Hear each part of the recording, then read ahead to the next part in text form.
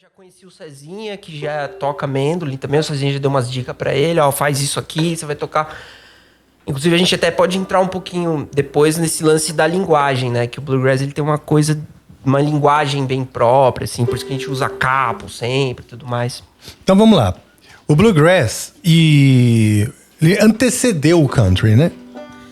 Ele veio antes do que a gente chama de country. O country hoje é vamos dizer, um caldeirão com um monte de coisa e o Bluegrass tá nesse caldeirão, certo? Sim, A gente pode pensar assim, o folk é uma coisa mais geralzona, porque música folclórica pode ser... Nossa música aqui do Brasil é uma música folk, né? Sim. A moda de viola. E a gente pode pensar no country, né? Que nasceu... o country ele tem essa veia mais rock and roll, mas é também da música mais tradicional norte-americana, né? Tá. E o Bluegrass, ele nasce de uma fusão também, que é uma fusão da música irlandesa com a música que era tocada nos Estados Unidos. Então vamos contar um pouquinho da história do Bluegrass. Por favor. O Bluegrass, né? Ele nasceu nos Estados Unidos, né? Que a gente fala às vezes que é a moda de viola dos americanos. Tá. Tem um pouquinho a ver isso, né? Então, assim, é uma fusão de imigrantes. E aí, quando você me falou, nossa, você é um cara que é descendente de russo tocando um instrumento que é americano. E, na verdade, cara, o banjo, ele não é um instrumento americano. Ele é um instrumento africano. Sério? Olha só que legal. Então, ele veio da África, né? Durante a colonização dos Estados Unidos. Era um instrumento que foi trazido pelos negros, os escravos.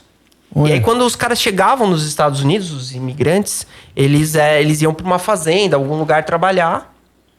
E aí foi que os escravos com banjo conheceram, de repente, os violinistas que vieram da Europa, os irlandeses fugindo de um problema eles tiveram um problema com a plantação de batata e migrou um monte de irlandês para os Estados Unidos de uma vez, assim. E quando eles chegaram nos Estados Unidos, né, eles procuraram uma região que fosse mais...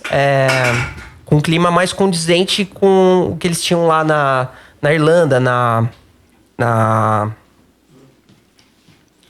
Inglaterra, né? E aí eles migraram para as montanhas Apalaches ali, que tem um clima um pouco mais parecido.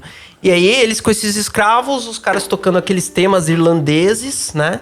E os escravos acompanhando no banjo. Começaram a acompanhar, e aí foi essa fusão... Uma grande fusão, né? De música. Tanto vários temas que a gente toca, assim, na música Bluegrass, eles têm uma veia da música irlandesa, né? Tipo...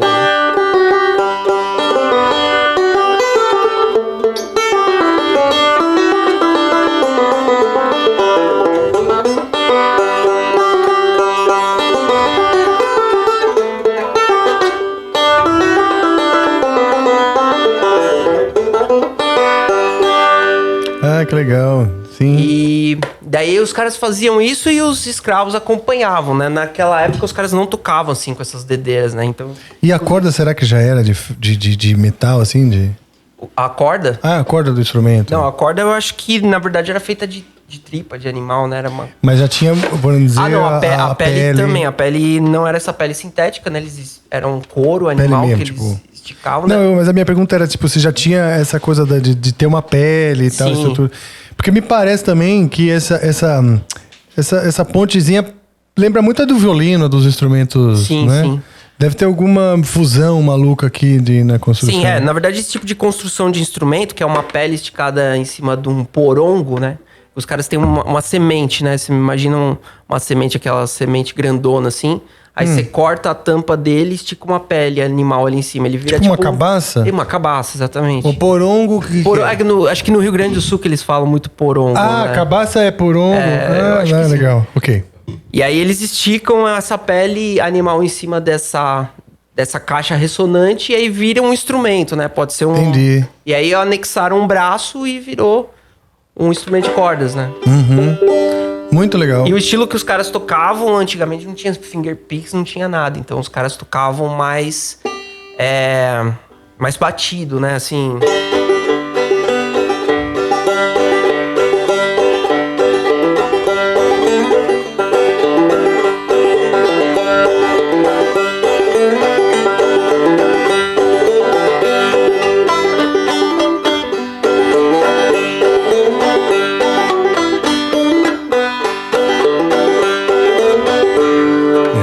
técnica de banjo também, de uma forma de se tocar o banjo que chama clawhammer.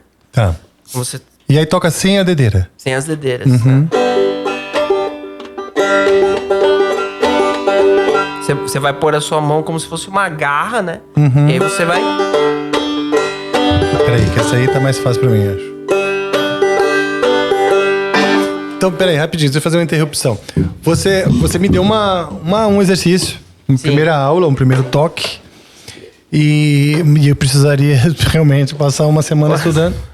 Mas eu consigo já ter acrescentar antes de voltar daqui. Tentar fazer isso aqui, por exemplo? Por exemplo. É porque aqui a gente tem uma divergência, são técnicas diferentes, né? Então, a gente começou... O clawhammer, ele é uma técnica...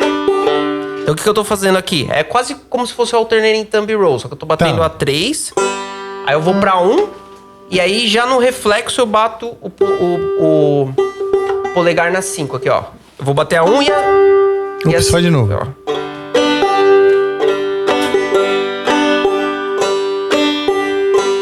Ó. Esse é um... Nossa, eu tava achando que eu era a primeira aqui, tava esperando você bater lá. Não. Esse daqui é o que é o clawhammer, né? Não, você vai, ó... Com a unha, né? Você vai bater a 3, depois você já vai bater a 1 de novo com o indicador. E aí você já vai ter que deixar esse dedo aberto pra ele dar esse reflexo na quinta corda, assim, ó. Isso. Aí repete, fica repetindo isso.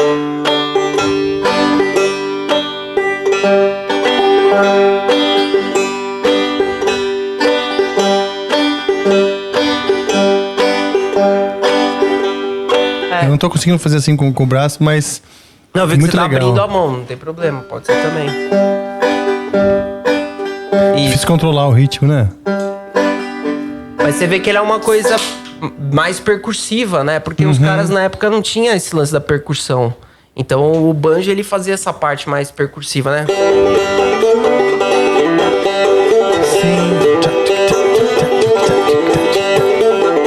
Né? Essa coisa mais percursiva. E aí que os caras tocaram.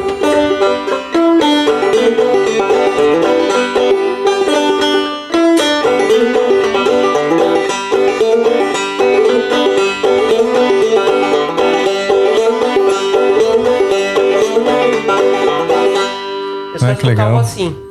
E aí, depois começou uns caras a aprimorar um pouquinho mais essa forma de tocar. E aí veio um cara chamado Pete Seeger, que foi um dos grandes percussores. Antes dele até teve outros caras, mas que tocava usando 2 dedos, né? Então ele já usava, às vezes sem finger pick, sem nada, ele começava a fazer isso aqui. Tentar simular o que eu faço no clawhammer, só que tocando cada uma das cordas separadamente. Tipo...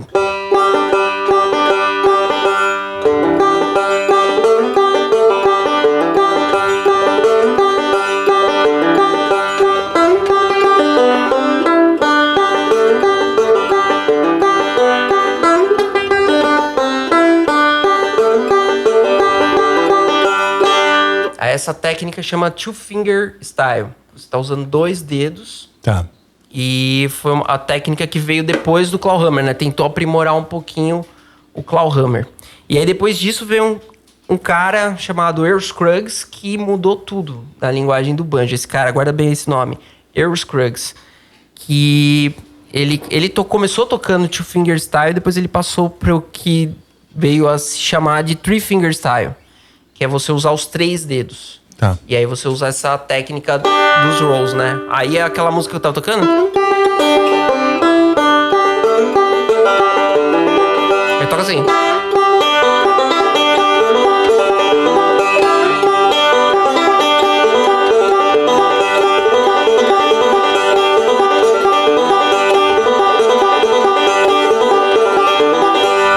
Que legal, cara, que legal. Bem mais, tem muito mais nota. Sim, soa muito mais, né? Então, aí esse cara, ele se juntou, né? Durante uma época ele tocou com um dos caras que é conhecido como o fundador do Bluegrass. Foi o cara que juntou, na verdade, tirou o Bluegrass das Montanhas Apalaches, né? Que a gente tinha lá os irlandeses tocando na casinha deles, na varanda. E aí teve um cara que viu isso e falou, não, vou levar isso pros shows lá embaixo. Lá embaixo que eu digo, tipo, na cidade. Vou levar isso pra cidade e começar a fazer um show baseado nessa música das montanhas, né? Que é um cara chamado Bill Monroe. Bill Monroe que todo mundo chama de o pai do Bluegrass, né? Tá. Então o Bill Monroe foi esse cara que pegou essa música das montanhas e que praticamente criou esse estilo que é o Bluegrass, que é a fusão do banjo, do violino, do violão, e tocando esses temas tradicionais, né? Na Irlanda, alguns dos temas vieram da Irlanda, né? Só que na Irlanda os caras falavam sobre castelo, né? Outras coisas. E aí quando veio para os Estados Unidos, eles mudavam as letras das músicas também, né? Então eles falavam sobre o cotidiano, a vida do cotidiano, do trabalhador do campo e tal. E aí era a música do trabalhador do campo, né? O cara que tava ali lidando com o trabalho. No dia a dia ele tocava aquilo no final de semana pra galera dançar e tudo mais. E aí ele trouxe essa música, né, pra cidade. E aí houve convites pra tocar nas rádios. E aí começou a popularizar mais o Bluegrass. Então isso na mesma época com o country, né? E as duas coisas começaram a rolar junto, assim.